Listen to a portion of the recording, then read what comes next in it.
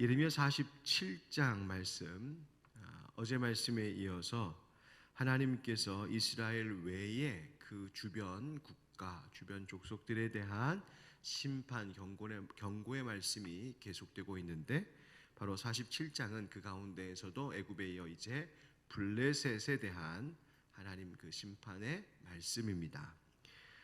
블레셋, 우리가 많이 구약 성경을 읽으면서 많이 듣고 익숙한 나라이죠.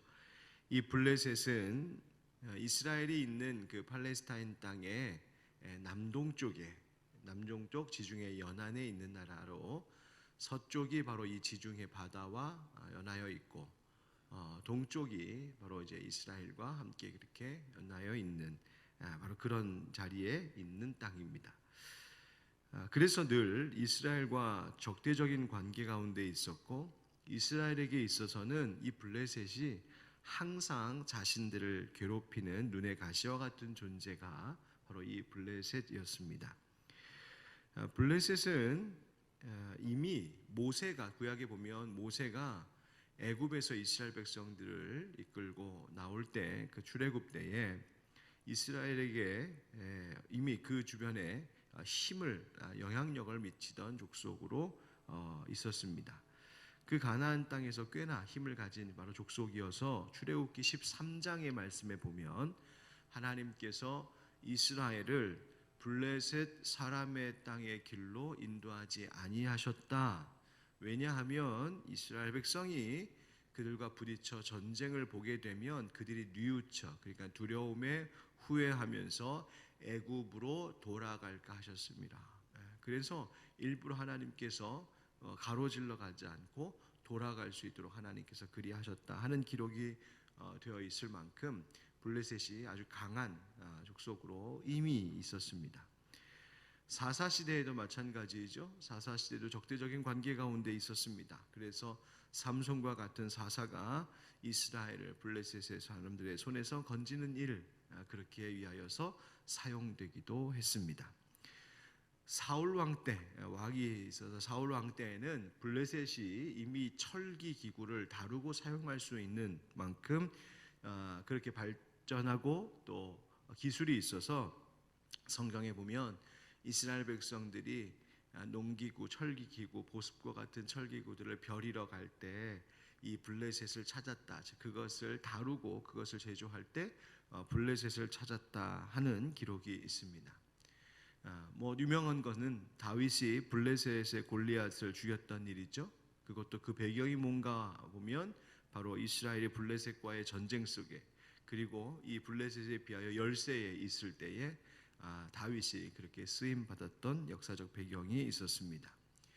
바로 그와 같이 아주 강하고 또 이스라엘 백성들에게는 늘 불편한 존재였던 이 블레셋이 BC 604년, 지금 예레미야서의 역사적으로 계속 등장하고 있는 바벨론의 느부갓네살 왕에 의하여 멸망을 당합니다.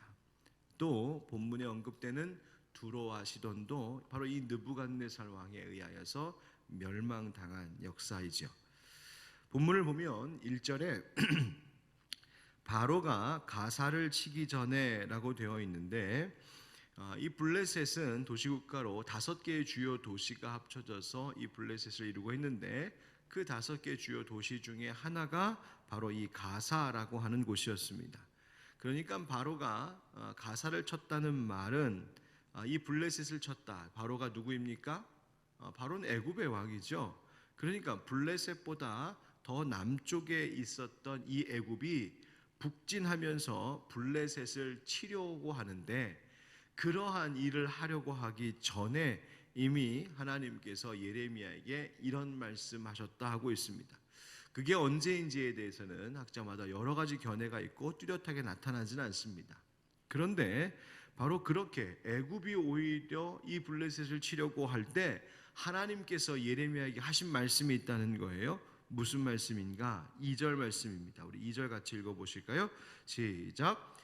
여호와께서 이와 같이 말씀하시되, 보라, 물이 북쪽에서 일어나 물결치는 시내를 이루어 그 땅과 그 중에 있는 모든 것과 그 성읍과 거기에 사는 자들을 휩쓸리니 사람들이 부르짖으며 그 땅 모든 주민이 울부짖으리라. 아멘. 물이 북쪽에서 일어나라고 하는 말이 있죠. 북으로부터 내려오는 바로 그 적군을 생각하게 하는 겁니다. 그래서 바로 이 바벨론을 비유적으로 말하고 있는 표현이 물이 북쪽에서 일어나 물결치는 시내를 이룬다 하는 말입니다. 그래서 이 바벨론의 강력한 군대가 이 땅과 그곳의 성읍과 그곳에 있는 모든 주민들, 백성들을 마치 물결치는 시내처럼 다 휩쓸어 버릴 것이다 하는 말이죠. 그래서 그 땅의 주민들, 백성들이 다 울부짖게 되는 하나님 심판의 날이 그 블레셋 땅에 있을 것이다 라고 바로가 치기 전에, 애굽이 치기 전에 이미 하나님께서 그 길을 결정해 놓고 하나님 그렇게 예레미야를 통하여서 예언하게 하셨다는 말이에요. 3절, 군마의 발굽소리와 달리는 병거 바퀴가 진동하는 소리 때문에 아버지의 손맥이 풀려서 자기의 자녀를 돌보지 못하리니 이는 블레셋 사람을 유린하시며 두로와 시돈에 남아있는 바 도와줄 자를 다 끊어버리시는 날이 올 것임이라. 여호와께서 갑돌섬에 남아있는 블레셋 사람을 유린하시리라. 아멘. 이 바벨론의 침공과 그 전쟁이 얼마나 가까이 왔는지, 또 얼마나 이것이 두려운 것인지 블레셋 사람들이 두려워서, 그 병거 소리, 군마 소리들을 듣고 두려워서 아비가 자기 자식 돌볼 겨를도 없게 될 것이라고. 여러분, 아비가 자식을 돌보는 건 본능이고 당연한 것이고 목숨을 걸고 돌볼 것인데 그럴 겨를도 없이 그렇게 침공이 임박하여 있고 그렇게 순식간에 멸망당하며 그것이 무시무시한 것이라고 하나님께서 예언케 하신 것입니다. 그래서 성경에 보니까 두로와 시돈의 도와줄 자도 끊어버리시고, 두로와 시돈의 도와줄 자도 끊어버리시고, 또 성경에 보니까 갑돌섬에 남아있는 블레셋 사람을 유린하시리라. 여기서 갑돌은 여러분 갑돌이 갑순이 할 때 갑돌이 아니고 카파도르, 크레데 섬을 이야기합니다. 블레셋에는 그 가까이 있는 크레데 섬에서 이주해 와서 블레셋에 살고 있는 사람들이 있었는데 바로 그 사람들도 다 유린하신다, 다 망하고 멸망하고 짓밟히게 된다, 그 말씀이죠. 여러분 보십시오. 블레셋 사람이 강하다고 생각했던, 또 그들이 가지고 있는 기술과 그 군사력이 강하다고 여겨졌던 블레셋, 또 두로와 시돈과 같이 도울 수 있는 자들이 있을 것이라고 생각했던 그 블레셋. 그런데 그 어떤 힘도 도와줄 자를 다 끊어버리신다 하신 말씀처럼 그 어떤 인간의 힘도 하나님의 심판 앞에서는 아무것도 아니라는 것을 오늘 본문은 우리에게 분명히 말해주고 있습니다. 사람이 의지하는 것들이 아무것도 아닌 것입니다. 시편 33편의 말씀에 보면 그래서 이렇게 시인이 말합니다. 많은 군대로 구원 얻은 왕이 없으며 용사가 힘이 세어도 스스로 구원하지 못하는도다. 구원하는 데에 군마는 헛되며 군대가 많다 하여도 능히 구하지 못하는도다. 아멘. 왕이 아무리 많은 군대와 군사들을 다 모으고 아무리 대단한 군마로 그 군사력을 키웠다 할지라도 그것이 결코 그 사람을, 그 민족을, 나라를 구하지 못한다. 그것으로 되는 것이 아니라고 말합니다. 그러면 누가 구원을 얻는가? 시편 33편 그 이어지는 18절부터의 말씀을 보면 여호와는 그를 경외하는 자, 곧 그의 인자하심을 바라는 자를 살피사 그들의 영혼을 사망에서 건지시며 그들이 굶주릴 때에 그들을 살리시는도다. 우리 영혼이 여호와를 바라며 그는 우리의 도움과 방패시로다. 아멘. 여러분, 세상의 힘이 결코 한 인간을, 한 민족을 보호할 수도 구할 수도 없는데 오직 여호와를 경외하는 자들을 여호와 하나님께서 살피시고 건지시고 살리신다고, 그분이 우리의 도움과 방패시라고 말하고 있습니다. 그렇다면 우리가 세상 속에서 결국 의지하고 붙들고 바라봐야 할 이가 하나님 한 분뿐이심을 우리는 확신할 수 있는 것이죠.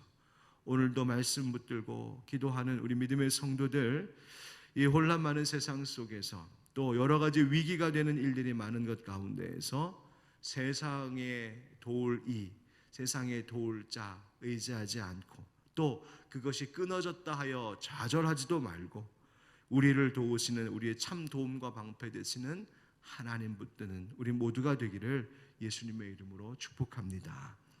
5절 말씀에 가사는 대머리가 되었고 아스글론과 그들에게 남아있는 평지가 잠잠하게 되었나니 네가 네 몸 배기를 어느 때까지 하겠느냐 하는 말씀이 있습니다.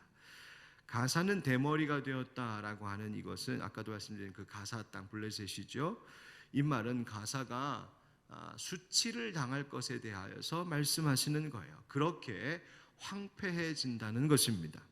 또 아스글론과 그들에게 남아있는 평지, 이 말은 무슨 말이냐면 옛부터 이 블레셋 땅은 적군들이 쳐들어올 때에도 그 땅에 동굴과 계곡과 같은 것들이 많아서 거기에 숨어 안전히 피할 수 있는 곳들이 많아 우리는 안전하다, 괜찮다라고 생각했다는 거예요.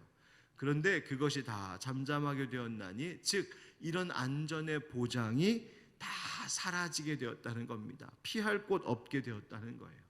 자, 그러니 블레셋 사람들이 자신들은 여기에 있으면 괜찮다, 안전하다, 피할 수 있다라고 생각했는데 그 안전의 보장이 다 사라지니까 방법이 없잖아요.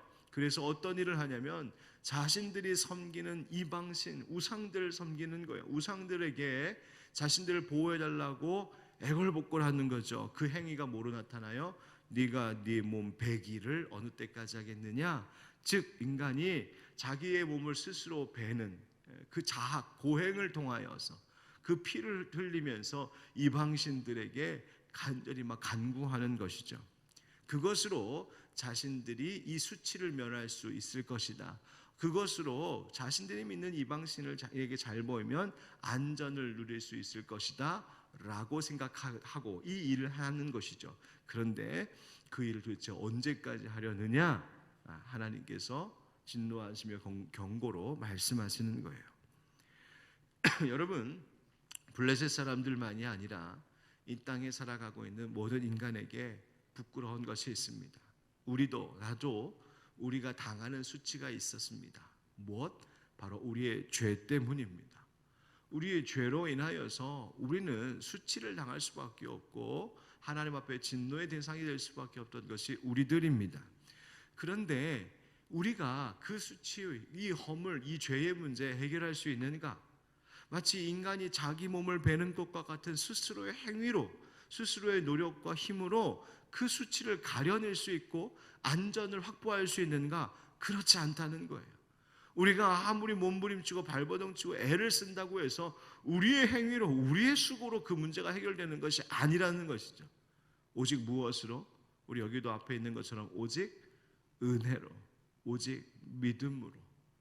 이번 주 우리가 종교개혁주의를 지나고 한 주간을 보내고 있는데 바로 믿음의 선배들이 그 이야기했던 것입니다. 인간이 무엇을 어떻게 한다고 해서 되는 것이 아니라 하나님께서 우리에게 은혜 주셔야, 하나님께서 우리에게 주신 아들 예수 그리스도에 대한 그 믿음, 그 복음만이 우리를 의에 이르게 하는 것임을 성경은 우리에게 분명히 말해주고 있습니다.